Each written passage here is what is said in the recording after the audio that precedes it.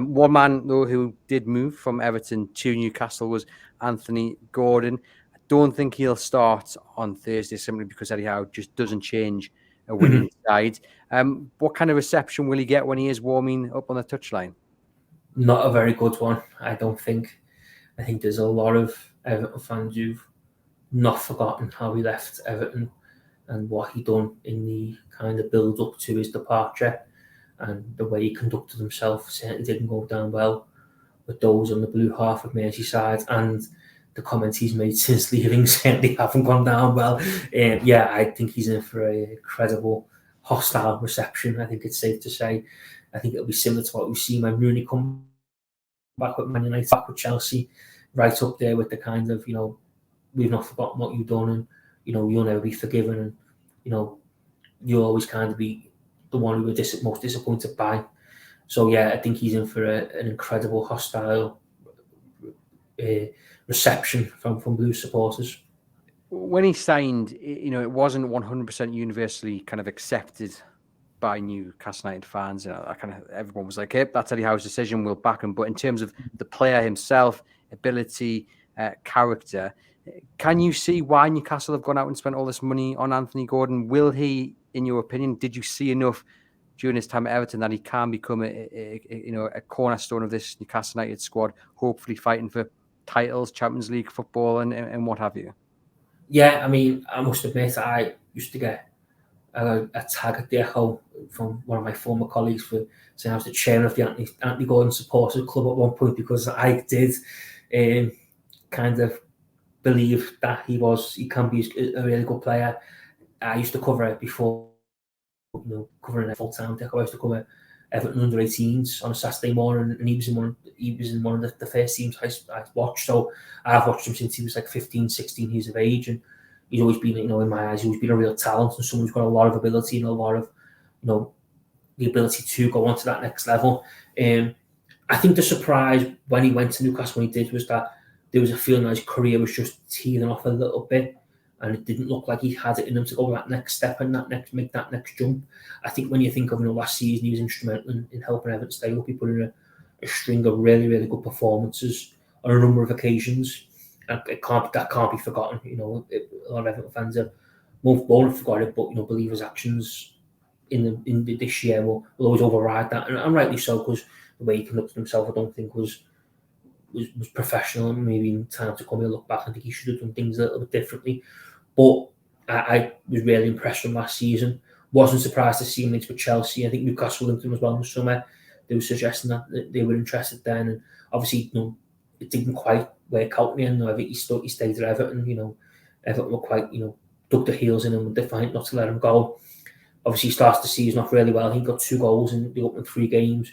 Then 2 goals come when he was leading the line. He was Everton's centre forward to start the season, which people forget. He was the man tasked with filling in Dominic Calvert-Lewin's absence, and he looked like he was maturing a little bit. He was starting to look like more of the finished article in terms of his finishing, because that's always been one thing that he did have room for improvement on was finishing. He wasn't a kind of prolific attacker who could take chances. He kind of needed maybe 3 or 4, and his goal return ratio wasn't great. But at the start of this season, it looked like he was kind of something he'd worked on, and he was reaping the benefits of that. Then obviously the transfer window shut, the summer transfer window shut, and he was not the same player afterwards. That I don't know whether he kind of got into his head that he would move and he would be moving and he'd be going to a Champions League club, and that didn't quite come off, and he kind of never got over that. But yeah, he was just never the same player after the transfer window shut, and his performances really did derail to the point of where, towards the end of Frank Lampard's tenure, he was, a substitute, and he'd come on for the last 20 minutes against Southampton, a good someone who beaten 2-1. And I think his only contribution that day was to give a free kick away in which James Ward-Prowse scored the winning goal from. He was just looked like he didn't want to be there, if I'm being honest. It looked like there was a million one place he'd rather be than there. And that was where the start, I think, with supporters kind of, the start of the relationship turned a little bit sour, started to what comes to fore, because supporters were watching something. I don't think he really wants to be here. He hasn't been great for a while, and then obviously, the speculation started that he was off to Newcastle, and there was I know he's disputed this, but he never turned up for training, and he was trying to push through everything he could to push for a move. there was, rumours about how he conducted himself in the build-up to the game at West Ham, which actually ended up being Frank Lampard's last in charge. So, yeah, I think in terms of his career on a trajectory, it's certainly gone backwards a little bit, I would say. And I watched him recently for Newcastle, and I don't think he's kind of got his confidence back yet. That he still kind of looked.